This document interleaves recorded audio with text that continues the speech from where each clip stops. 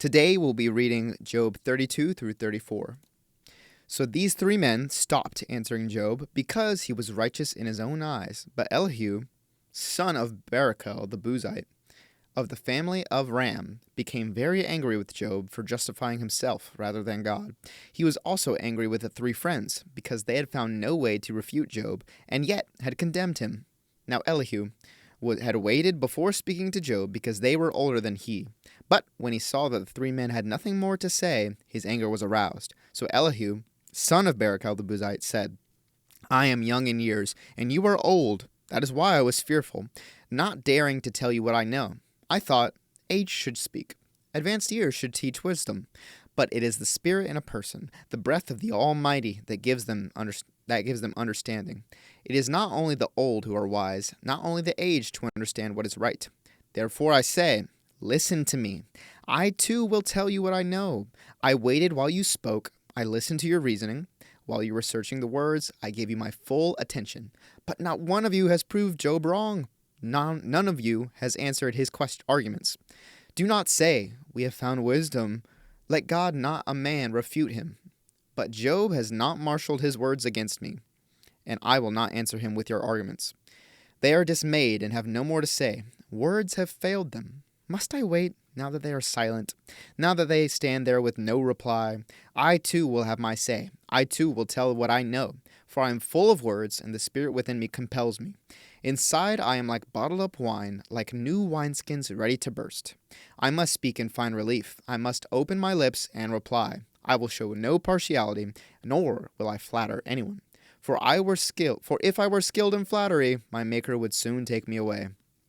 But now, Job, listen to my words. Pay attention to everything I say. I am about to open my mouth. My words are on the tip of my tongue. My words come from an upright heart. My lips sincerely speak what I know.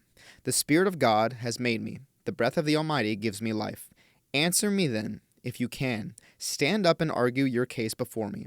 I am the same as you in God's sight. I too am a piece of clay. No fear of me should alarm you, nor should my hand be heavy on you. But you have said in my hearing, I heard the very words, I am pure, I have done no wrong, I am clean and free from sin. Yet God has found fault with me. He considers me his enemy. He fastens my feet in shackles. He keeps close watch on all my paths. But I tell you, in this you are not right, for God is greater than any mortal. Why do you complain to him that he responds to no one's words? For God does speak, now one way, now another, though no one perceives it. In a dream, in a vision of the night, when deep sleep falls on people as they slumber in their beds, he may speak in their ears and terrify them with warnings, to turn them from wrongdoing and keep them from pride, to preserve them from the pit, their lives from perishing by the sword. Or someone may be chastened on a bed of pain with constant distress in their bones, so that their body finds food repulsive, and their soul loathes the choicest meal. Their flesh wastes away to nothing, and their bones, once hidden, now stick out. They draw near to the pit, then their life to the messengers of death. Yet, if there is an angel at their side, a messenger, 1 out of 1,000, sent to tell them how to be upright, and he is gracious to that person and says to God, spare them from going down to the pit. I have found a ransom for them. Let their flesh be renewed like a child's. Let them be restored as in the days of their youth. Then that person can pray to God and find favor with him. They will see God's face and shout for joy. He will restore them to full well-being, and they will go to others and say, I have sinned, I have perverted what is right, but I did not get what I deserved. God has delivered me from going down to the pit, and I shall live to enjoy the light of life. God does all these things to a person, twice, even 3 times, to turn them back from the pit, that the light of life may shine on them. Pay attention, Job, and listen to me. Be silent, and I will speak. If you have anything to say, answer me. Speak up, for I want to vindicate you. But if not, then listen to me. Be silent, and I will teach you wisdom. Then Elihu said, Hear my words, you wise men. Listen to me, you men of learning. For the ear tests words as the tongue tastes food. Let us discern for ourselves what is right. Let us learn together what is good. Job says, I am innocent, but God denies me justice. Although I am right, I am considered a liar. Although I am guiltless, his arrow inflicts an incurable wound. Is there anyone like Job, who drinks scorn like water? He keeps company with evildoers, he associates with the wicked, for he says, there is no profit in trying to please God. So listen to me, you men of understanding. Far be it from God to do evil, from the Almighty to do wrong. He repays everyone for what they have done. He brings on them what their conduct deserves. It is unthinkable that God would do wrong, that the Almighty would pervert justice. Who appointed him over the earth? Who put him in charge of the whole world? If it were his intention, and he withdrew his spirit and breath, all humanity would perish together, and mankind would return to the dust. If you have understanding, hear this. Listen to what I say. Can someone who hates justice govern? Will you condemn the just and mighty one?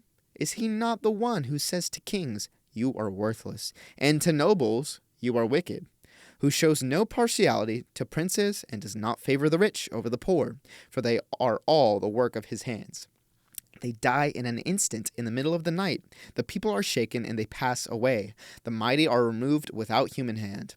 His eyes are on the ways of mortals. He sees their every step. There is no deep shadow, no utter darkness where evildoers can hide. God has no need to examine people further, that they should come before him for judgment. Without inquiry, he shatters the mighty and sets up others in their place. Because he takes note of their deeds, he overthrows them in the night and they are crushed. He punishes them for their wickedness, where everyone can see them, because they turned from following him and had no regard for any of his ways. They caused the cry of the poor to come before him, so that he heard the cry of the needy, but he remains silent. Who can condemn him? If he hides his face, who can see him? Yet he is over individual and nation alike, to keep the godless from ruling, from laying snares for the people. Suppose someone says to God, "I am guilty, but will offend no more. Teach me what I cannot see. If I have done wrong, I will not do so again." Should God then reward you on your terms when you refuse to repent? You must decide, not I. So tell me what you know. Men of understanding declare, wise men who hear me say to me, Job speaks without knowledge. His words lack insight. Oh, that Job might be tested to the utmost for answering like a wicked man. To his son he adds rebellion. Scornfully he claps his hands among us and multiplies his words against God.